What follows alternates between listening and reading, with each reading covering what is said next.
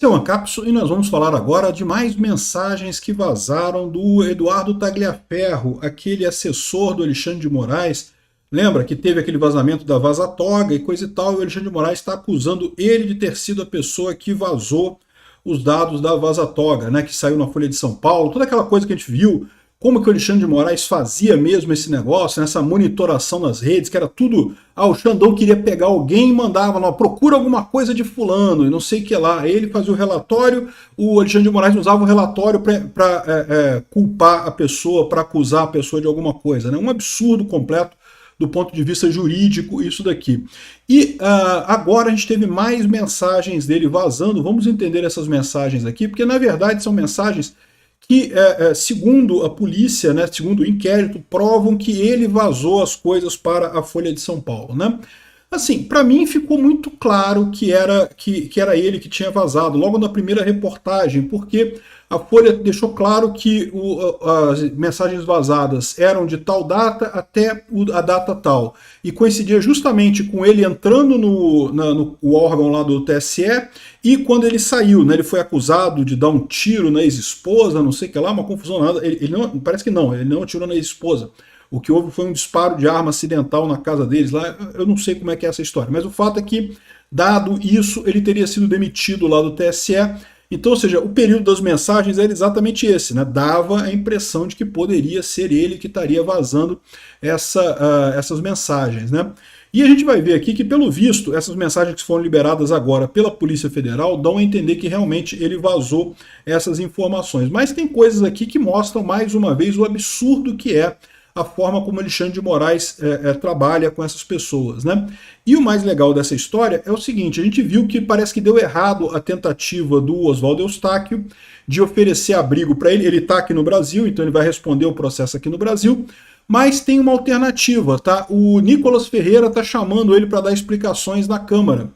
E aí é uma oportunidade única. Por quê? Porque na Câmara dos Deputados ele é obrigado a falar as coisas. Então, ou seja, o Alexandre de Moraes não pode acusar ele de estar, por exemplo, revelando segredos profissionais ali se ele está sendo intimado a depor na Câmara. Né? Bom, pensando bem, o Alexandre de Moraes pode tudo. Né? O Alexandre de Moraes já é o Deus Sol da justiça brasileira, não tem mais lei, não tem mais lógica, não tem mais nada. Mas pelo menos ele tem alguma proteção no fato dele estar depondo na Câmara e, teoricamente, se a lei no Brasil estivesse valendo ainda, se a lei não fosse agora apenas o que está na cabeça do Xandão, ele não poderia ser processado por isso. Então ele poderia falar todas as coisas que ele tem para falar nesse depoimento no Congresso. Eu não vejo a hora desse depoimento acontecer. Essa notícia foi sugerida por Curtindo um Traje a Rigor, Peter de Pau Vivo no Mar Morto e várias outras pessoas. Obrigado aí ao pessoal que sugeriu notícias lá no nosso site, no visãolibertaria.com, e obrigado a você que está assistindo o nosso vídeo. Se você gosta do nosso conteúdo, por favor, deixe o seu like e se inscreva aqui no canal, né? Pois bem, então como eu falei, essas mensagens aqui não são as mensagens do grupo que o Eduardo Tagliaferro tinha com o Alexandre de Moraes e com outros ministros e coisa e tal, que era o operacionalizado. Né? Essas mensagens foram disponibilizadas para o Glenn Greenwald, né, lá na Folha de São Paulo, e essas mensagens agora, que estão com a Polícia Federal, elas são as mensagens depois disso tudo. Então depois que a coisa que ele já tinha entregado o material para a Folha, então uma das coisas que ele falou foi isso daqui, ó. Mas antes de eu morrer, eu tenho que contar tudo de Brasília, só falta isso. Se eu falar algo, o ministro me mata. Olha só para você ver como é que é o esquema lá no TSE, né? E eu não duvido nada disso. Olha o Alexandre de Moraes. O Alexandre de Moraes intimou, cara, o governo da Espanha, intimou o embaixador da Espanha. O cara tá totalmente descontrolado nessa sanha dele de acabar com o bolsonarismo. Ele acha que está, entre aspas, salvando a, entre aspas, democracia, sendo que, como eu já expliquei para vocês, se você tem que deturpar as leis para salvar a democracia, você já matou a democracia, não tem mais democracia. Ou a democracia ela sobrevive por si própria, ela não precisa de salvadores, ou então ela nunca existiu desde o início, né? Tá, vamos ver algumas mensagens aqui interessantes aqui, olha só. Mensagens obtidas pela Polícia Federal na investigação sobre o perito Eduardo Tagliaferro revelam que ele temia ser preso por ordem do ministro, até morto, caso contasse publicamente o que sabia. E aí fica a grande dúvida, porque ele pode saber mais do que o que ele falou, né? Lembra, quando ele entregou as mensagens, ele teve que entregar as mensagens, porque ele não queria ser identificado, não queria que chegassem nele. Ficou meio óbvio pela forma como foi a reportagem da Folha que ia chegar nele, mas a ideia é que ele não se identificasse nessa história. Porém, o que acontece no final das contas, né? Pode ter coisas que ele ficou sabendo e que não estavam nas mensagens. Ele não podia falar isso para o Glenn Greenwald, porque se ele falasse, ele estaria se identificando. Agora que já está identificado, que todo mundo já sabe que é ele pode ir lá na Câmara e pode falar essas outras coisas além disso, tá? Em conversas particulares que manteve ao longo do ano passado com a sua mulher, pelo que eu entendi aqui, parece que a nova mulher dele, né, a mulher anterior, teve a briga, não sei o que lá, ele está com uma outra mulher agora. Se eu falar algo, o ministro me mata ou me prende, escreveu o perito no dia 31 de março de 2024 para sua atual esposa numa mensagem de WhatsApp. No diálogo, ele manifestou o desejo de contar tudo de Brasília. Minha vontade é chutar o pau da barraca, jogar tudo pro alto. Isso daí, Tagliaferro, tamo contigo. Excelente notícia. Aqui, ó. A Gazeta do Povo acessou o histórico de conversas dele com a mulher pelo WhatsApp a partir de um relatório oficial de investigação. O inquérito é público e o documento pode ser acessado por qualquer pessoa cadastrada na consulta processual do STF. Dá para ver por quê, né? A Polícia Federal queria isso público mesmo, porque isso daqui prova que ele de fato, ou pelo menos é um indício muito forte de que ele de fato liberou as informações. Você quer ver? Olha só, tem aqui a informação aqui embaixo. Ó. Mas antes de morrer tenho que contar tudo de Brasília, só falta isso. O resto, mesmo eu sofrendo, já coloquei cada um em seu lugar. Sabe que hoje, se eu falar algo, o ministro me mata ou me prende. Ele é um filho da puta. Voldemort, filho da puta. Veja pelo Cid. Falou em um grupo privado algo que nem seria crime, somente comentou uma verdade. O filho da puta mandou prender ele de novo. Então, olha só. Olha só o que ele está dizendo aqui. O Cid comentou num grupo privado.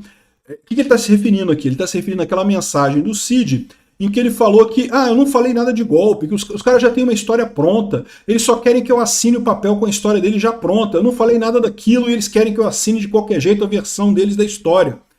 Olha que coisa, ele só falou a verdade num grupo público, num grupo privado, e o filho da puta mandou prender ele por isso, né? Tanto que, de fato, prenderam o Mauro Cid de novo depois dessa história toda, né? Parece que a vida é boa para quem é ruim, né? Cheguei a essa conclusão. Minha vontade é chutar o pau da barraca, jogar tudo pro alto. Meter o louco e não fazer mais nada. Mas não posso, tenho as meninas, né? Ele tem as filhas do casamento dele, eu entendo a preocupação dele com isso, né? Tem mais aqui, olha só. Se eu morrer, você já sabe, né? Caraca, bicho, é isso daí, essa é a situação. Falei com a Folha. Estão investigando o ministro. E esse jornalista detona o ministro. Não falou besteira, né? O necessário, mas não seria identificado, entendi? Ou seja, tá na cara que ele está falando que falou com a Folha de São Paulo, que eles estão investigando o Alexandre de Moraes, e que ele falou com o jornalista, que é o Glenn Greenwald, né? Se eu morrer, já sabe, né? Agora a imprensa vai encher o saco. Seus amigos aí nem imaginam quem sou eu. KKKKK. Pensando no que eu falei para a Folha. Falou merda? Ele riu de novo. Não, falei a verdade. Às vezes a verdade não é uma boa opção. Caraca, a mulher dele based, hein? Eu sei, mas eu só trabalho com a verdade, mesmo não sendo a melhor opção. Se não falou nada demais, está tudo certo. Falei como a área funcionava, mas não serei identificado. Mostrou como é que a área funcionava de fato. Foi o que o Glenn Greenwald mostrou lá naquela área. Ou seja, a área de supostamente investigação e inteligência não investigava nada e não tinha inteligência nenhuma. Era o Alexandre de Moraes mandando o nome das pessoas, investiga fulano, investiga Beltrano, quero um relatório sobre isso, quero um relatório sobre aquilo. Ou seja, não tinha investigação nenhuma, né? Era tudo maceteado para ele gerar um relatório, para aí o Alexandre de Moraes poder dizer, não, porque se recebi um relatório aqui da área de inteligência do TSE, dizendo que teve tal problema, não sei aonde, vou mandar prender, vou mandar arrebentar, vou mandar calar a boca. Essa era o modo de funcionamento desse gabinete do Alexandre de Moraes lá no TSE, né? E aqui, ó, tem que sair do Brasil, ele falando aqui, isso te prejudica em algo? Não. Então tá tudo bem, né? É só ficar de olho. Sim, mas agora virão muitas matérias de vários jornais, está repercutindo. É lógico que eu queria repercutir isso, né? Porque aquilo... pode acontecer aquilo que você falou, o que? A Polícia Federal? Também. Quero dizer, sair do Brasil. Não, vai comigo? Bom, né? Ela falou, não, eu vou, né? Só ter passaporte. Depende do lugar que você iria, para não precisar de visto. Visto é o de menos, eu tenho como liberar, né? E ri aqui um ou outro, né? Esqueci disso. Tem como liberar visto, né? Estranha essa história, né? Mas enfim, tá aqui nos documentos, nas mensagens privadas, né? Basicamente o que tem é isso daqui. A defesa falou que não tem problema nenhum na publicidade dessas mensagens, porque já está tudo público mesmo no relatório. É por isso que o Alexandre de Moraes mandou prender ele, mas veja, isso daqui, eles já sabiam disso há mais tempo, né? Tá na cara que o indiciamento dele foi por conta daquele papo dele com o Oswaldo Eustáquio na Espanha, né? Vocês lembram, alguns dias atrás, a gente fez o material aqui, o Oswaldo Eustáquio liberou uma série de vídeos em que o Oswaldo Eustáquio conversava com o Eduardo Tagliaferro sobre como ele poderia ir para a Espanha, poderia se refugiar, né? E aí o Oswaldo Eustáquio daria toda a cobertura para, né, divulgar as informações que ele sabe sobre Alexandre de Moraes. Evidentemente, o Tagliaferro sabe um monte de coisa, só que parece que deu errado, né? Lembra que a gente falou isso, né? No final das contas, o Oswaldo Eustáquio liberou essas conversas todas, isso, lógico, deixou o Tagliaferro numa posição ruim, né? Ele chegou a estar na Itália, mas voltou para o Brasil, então não tem muito como proteger o cara aqui, né? Enfim, o que indica esse troço aqui é o seguinte: o Tagliaferro está sendo apertado pelo Alexandre de Moraes, mas nem está sendo muito apertado, porque o Alexandre de Moraes teme o que ele sabe dessa história. O Tagliaferro ainda pode falar um monte de coisa, né? Ainda pode comprometer o Alexandre de Moraes muito. Lembra? O que vazou aqui foi o conteúdo do celular dele. Mas ele sabe de coisa além do conteúdo do celular. Nem toda a sua vida está no seu celular. Hoje em dia, muito da nossa vida está no nosso celular, né? Mas nem tudo tá. Tem coisas que você conversa, que você fala, que você tem contato e coisa e tal, e não está no seu celular.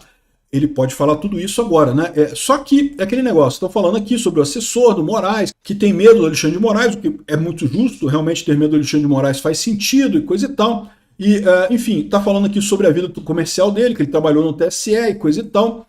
Enfim, ponto a ponto, entenda o papel do ex-assessor de Moraes, né? Então aqui conta, isso aqui parece que já tem alguma informação adicional, tá? Que talvez o Tagliaferro já esteja conversando com o pessoal da Gazeta do Povo, né?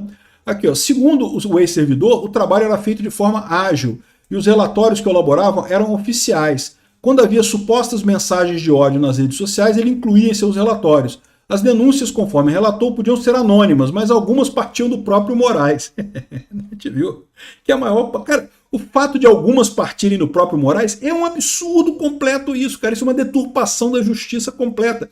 Se o Moraes é o juiz dessa coisa, ele não pode ser acusador, ele não pode ser o cara que levanta o problema aqui. Olha só, tem mensagem de ódio aqui, manda para eu julgar essa mensagem. Pô, se você está mandando uma mensagem de ódio para você julgar, você já está fazendo o julgamento antes, cara. Já está começando a coisa toda de forma viciada, né? Aqui, ó, os relatórios foram posteriormente usados para fundamentar ações que correram no STF, que são todas elas nulas de pleno direito, você pode ter certeza, ao ser questionado sobre o impacto do trabalho da AED, que virou o CIED depois, né? O CIED é a antiga AED, né? Sobre os alvos das investigações do STF, ele afirmou que não teve escolha, era apenas um funcionário. Esse tipo de resposta, o Tagliaferro, infelizmente, não pega muito bem. Não adianta achar que isso exime você de alguma culpa, né? Ele indica que o gabinete de Moraes orientava informalmente a produção dos relatórios sobre alvos específicos, geralmente críticos do STF e apoiadores do Bolsonaro.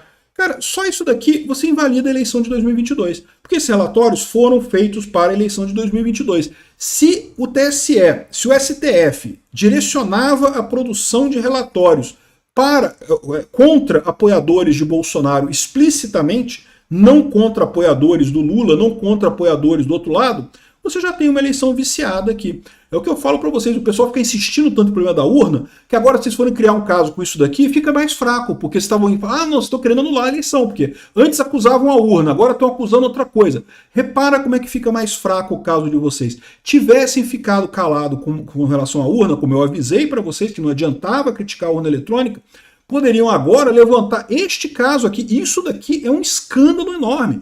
O TSE direcionava os relatórios para serem contra apoiadores do Bolsonaro. Isso aqui é a definição de eleição viciada. Pode ser vício suficiente para alterar o resultado ou não, a gente não sabe. Mas se o próprio órgão que está fazendo a eleição está viciado, está tendencioso para um lado, está com o dedão na balança ali, acabou, meu amigo, a eleição está viciada. Sem ter nada com urna eletrônica. Aqui, ó, entre os nomes citados estão comentaristas Rodrigo Constantino e Paulo Figueiredo, Revista Oeste e deputado Eduardo Bolsonaro. Enfim, aquilo que a gente já sabe, que a gente já viu de lá, né? Aqui, a Polícia Federal indiciou esse ex-assessor do Moraes em investigação sobre diálogos do ministro, ou seja, ele está sendo acusado. Mas repara, ele está livre ainda.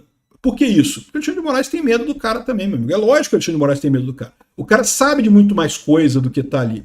Se ele realmente quiser abrir a boca, o Alexandre de Moraes está fudido. O Alexandre de Moraes já está fudido de um monte de aspectos por aí, né? Mas com mais esse cara falando, né? E aí que tem o problema. Ele não pode falar, porque em tese ele assinou um acordo de confidencialidade que não pode dar essas informações, né? Agora, olha só o que diz aqui, ó.